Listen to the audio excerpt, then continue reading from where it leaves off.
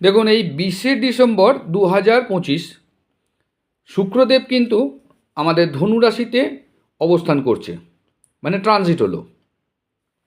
এর ফলে মীন রাশি বা লগ্নের যে সমস্ত জাতক বা জাতিকা রয়েছেন তাদের জীবনে কিছু ভালো কিছু খারাপ আসতে চলেছে। তা কী কী হতে পারে সেই নিয়ে আজকের আলোচনার বিষয়বস্তু। তা শুক্র মানে কি? সুখ শান্তি। শুক্র মানে লাক্সারি।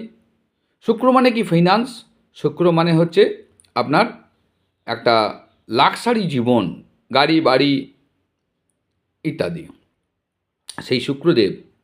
সেই শুক্রদেব আপনার অর্থাৎ মীন রাশির 10th হাউস, আমরা ভিডিওতে দেখতে পাচ্ছি যে 10th হাউসে কিন্তু এখন অবস্থান করছে। তো এক কথায় বলা যায় যে 10th হাউসে শুক্রের অবস্থান একটা ভালো গ্রহ। তা শুক্রের অবস্থান অবশ্যই ভালো হবে, অবশ্যই ভালো হবে। কিন্তু সেই সঙ্গে জানতে হবে যে শুক্র এই মীন রাশি বা লগ্নের কোন লর্ড। তো আমরা দেখতে পাচ্ছি এখানে স্টার দেওয়া আছে, দেখুন। তো এইখান থেকে অর্থাৎ 8th লর্ড এখন ট্রান্সফার হয়েছে কোথায় না? 10th হাউসে। তার মানে পরিষ্কার বোঝা যাচ্ছে যে 10th হাউস অর্থাৎ আমার কর্মের ঘর, আমার মান সম্মানের ঘর, সেই জায়গাটাকে লিড করবে কে?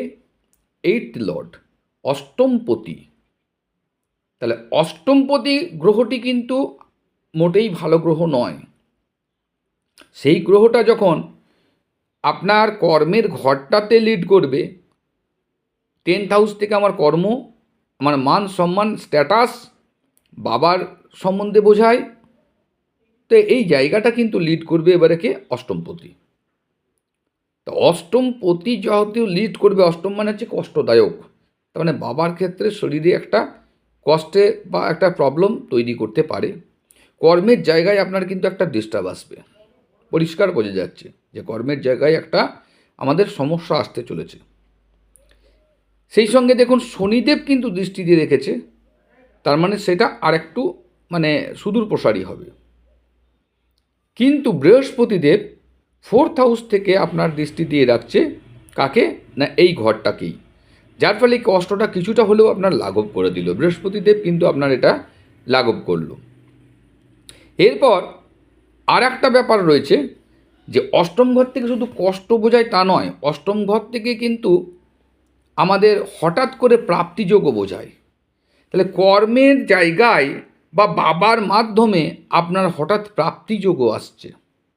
এবার এই ঘরটাতে যে কষ্টটা বললাম, কর্মের জায়গায় একটা সমস্যা, সেইটা যাতে না হয় তার জন্য করতে হবে কি?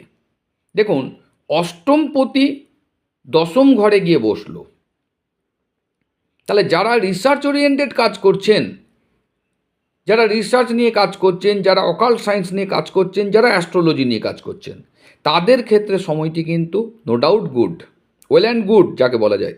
আপনাদের দেখবেন কর্মের একটা বিরাট একটা উন্নতি হঠাৎ করে এই 1 মাসের মধ্যে আপনারা দেখতে পাবেন।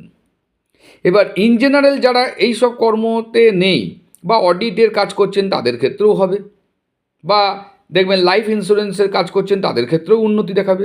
কিন্তু এই সব কাজের বাইরে যারা রয়েছেন তাদের যদি কর্মের সমস্যাটা যেন না আসে, তার জন্য আপনি কি করবেন না? আপনি 8th হাউস যেহেতু এই ঘরে বসেছে, তার মানে 8th হাউসের লর্ডের অ্যাক্টিভিটি আপনাকে করতে হবে। তাহলে 8th লর্ড সে কিন্তু প্রসন্ন হবে, এবং প্রসন্ন হওয়ার ফল আপনাকে কিন্তু ফল ভালো দেবে। তাহলে 8th যে কর্ম, সেই কর্মটা আমরা জানি যে যে জিনিসগুলো বললাম, অকাল্ট সায়েন্সের কাজ করা, রিসার্চ কাজ করা, কোনো দুস্থ গরিব লোকেদের সেবা করা, এটাও একটা বোঝায়। তাহলে এইগুলো যদি আপনি না পারেন, অন্তত অ্যাস্ট্রোলজিটাকে একটু কালচারে আনুন। কিছু জানুন না জানুন, অ্যাস্ট্রোলজির ভিডিও দেখুন ডিটেলসে, বা অ্যাস্ট্রোলজির বই নিয়ে পড়াশোনা করুন, তাহলে আপনার কর্মের জায়গায় একটা উন্নতি আপনি দেখতে পাবেন, বিরাট উন্নতি পাবেন। তাহলে এইটা গেল কি আমার 8 ট্রান্সফার টু 10th, এই নিয়ে আলোচনা। নেক্সট আমরা আবার দেখতে পাচ্ছি এইদিকে 3rd হাউসের লর্ড আপনার কিন্তু 10th গিয়ে বসছে। তা 3rd অ্যাক্টিভিটি যদি আপনি করেন তাহলেও আপনার লাভবান হবেন। অর্থাৎ আপনাকে দুটো ঘরেরই কাজ করতে হবে, পরিষ্কার। 3rd কাজ করতে হবে, আবার 8 কাজও করতে হবে। এটাই হলো আমার প্রেডিকশন। তাহলে 3rd কাজ কি? থার্ড হচ্ছে আমার বড় দাদা, বড় ভাই, তাকে সম্মান করতে হবে। তার সঙ্গে যদি ঝগড়া ঝামেলা থাকে সেগুলো মিটিয়ে নেওয়ার চেষ্টা করতে হবে। তাহলে আপনি কিন্তু কর্মের জায়গায় আপনি উন্নতি দেখতে পাবেন। দ্বিতীয়ত হচ্ছে থার্ড হচ্ছে আপনার পরাক্রম। আপনাকে কর্মের জায়গায় ভয় পেলে চলবে না, সব বিষয়ে আপনাকে একটু সাহস করে এগোতে হবে এবং আপনাকে সাহস দেবেও, কারণ যেহেতু থার্ড লর্ড ওখানে বসছে, আপনাকে কর্মের জায়গায় বিভিন্ন রকম দেখবেন একটা সাহস দেবে, এটা ঠিকই। এছাড়া যারা অনলাইন নিয়ে ব্যবসা করছেন, অনলাইন নিয়ে কাজ করছেন, অনলাইন নিয়ে পড়াশোনা করছেন, তাদের ক্ষেত্রে সময়টি কিন্তু বেশ ভালো হবে। তাহলে আপনি যদি অনলাইন অ্যাক্টিভিটি করতে পারেন তাহলেও কিন্তু আপনার ক্ষেত্রে লাভবান হবেন। তাহলে আমি পরিষ্কার বুঝলাম যে থার্ড আর এইট লর্ড এখন ট্রান্সফার হয়ে আমার কর্মের ঘরে বসেছে। তাহলে এরা দুজনেই কিন্তু আমার আপাতত কর্মের ঘরটাকে লিড করবে। সেজন্য তাদের কাজ যদি আমি করি তাহলে খুব ভালো কর্মের জায়গায় আমি উন্নতি দেখতে পাবো। ঠিক তার অপোজিটে দেখুন ফোর্থ হাউস, তাহলে কর্মটা আপনি যেটা করবেন তার রেজাল্ট কিন্তু আপনার ফোর্থ হাউসে গিয়ে দেবে। তার মানে কি, ফোর্থ হাউস মানে কি মা, ফোর্থ হাউস হচ্ছে আমার বাড়ি। তাহলে বাড়ির উন্নতি হবে কোথার থেকে? কর্মের মাধ্যমে, তাই তো? আশা করি বুঝতে পারছেন।